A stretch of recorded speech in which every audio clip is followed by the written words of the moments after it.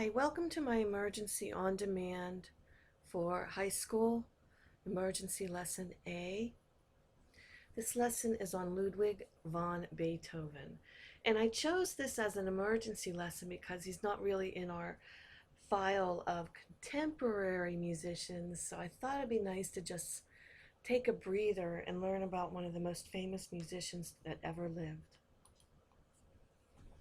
Our objectives: you'll learn key concepts about Beethoven's music and life and review the Romantic era in music history. There's a cartoon picture of him. Beethoven was chronically ill for many years, suffering from stomach aches, depression, and irritability. But the source of his illness has never been fully understood.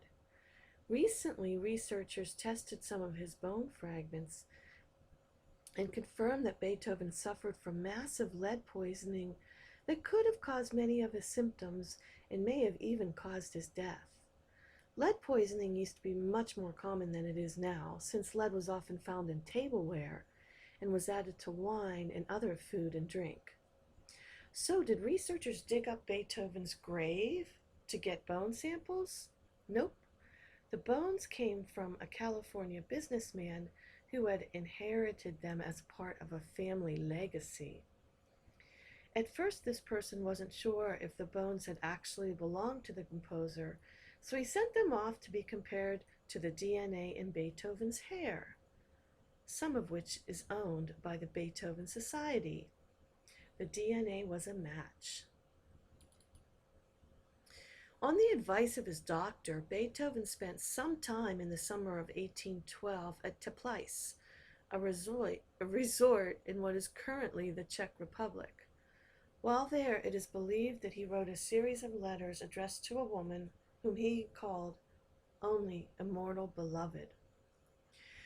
Beethoven never married, and scholars disagree on exactly whom the letters are addressed to. Recent evidence suggests a woman, pictured there, named Antoinette Brentano, the wife of a Frankfurt businessman with whom Beethoven spent considerable time during that period. There are 3 letters. The last one, written the morning of July 7th, ends, "Be calm, love me, today, yesterday. What tearful longings for you, you, my life, my all, farewell. Oh, continue to love me, never misjudge the most faithful heart of your beloved. Ever thine, ever mine, ever ours." Real life. Beethoven's Symphony No. 9 was performed for the first time in Vienna in 1824, along with some parts from another piece, the Missa Solemnis, which is a mass. Because of his deafness, Beethoven couldn't conduct the work, but he gave the tempo before each new movement. The concert was an incredible success. At the end, however, the story goes that Beethoven had his back to the audience and couldn't hear the roar of the applause. One of the young singers took his hand and turned him around to see the 5 standing ovations that he was given. An incredible sight in a time when even royalty only got 3. So that Beethoven could see the ovation even if he couldn't hear it, the audience raised their hands, lifted their hats, and waved handkerchiefs in the air. It was a fitting tribute to one of the greatest composers who has ever lived. To get a sense of what it must have been like, you can check out this 1994 film titled Immortal Beloved, starring English actor Gary Oldman. The film recreates the scene and atmosphere quite well. I've never seen this movie. I'd love to see it. It's called Immortal Beloved. Quotables. Ludwig van Beethoven's funeral was held on March 29, 1827, and attended by upwards of 20,000 people. The funeral oration was written by Franz Grillparzer, and there's a picture of him, at the time the most famous poet in Vienna, and read by actor Heinrich Anschutz. It is still famous today, and it reads in part, "We stand weeping over the broken string of an instrument now stilled. An instrument now stilled. Let me call him that, for he was an artist, and what he was only through art.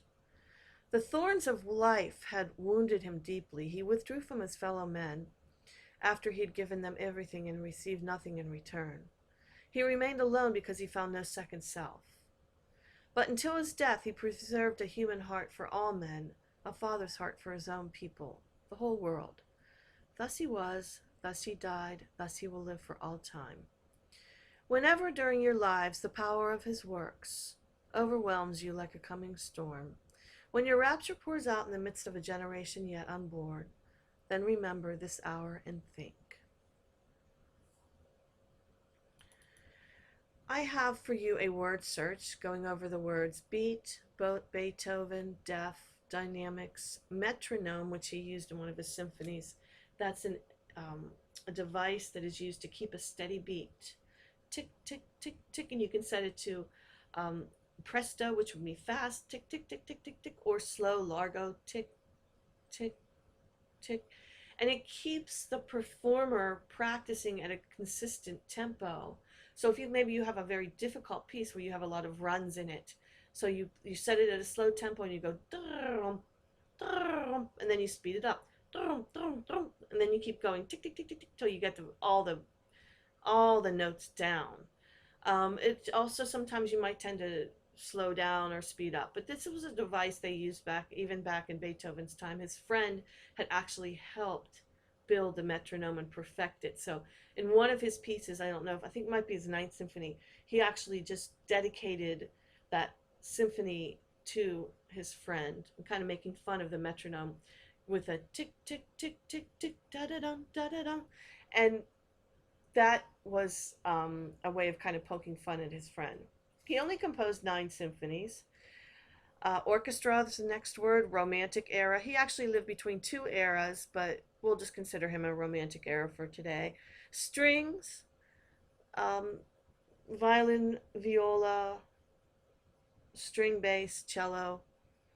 Symphony number 5. Ba-ba-ba-bum, ba-ba-ba-bum. You probably know that. If not, maybe you saw the movie, Beethoven with the big St. Bernard dog. That's how he got his name. And ticking. They named the dog after Beethoven's Symphony number 5 in that movie. And of course, the ticking of the metronome. Here is the word search. Hopefully you can see it. And because this is an emergency on demand, I'm going to attach the movie about Beethoven in LMS and Brain Honey with this link here. And if you could complete the word search and save it in case I ask for it and I want to grade it, if you're going to do it. If not, then when I do assign it, you'll have a chance to redo it again. But do watch the movie in case I decide to make a quiz to check to see if you've watched the movie and the play, the on-demand recording.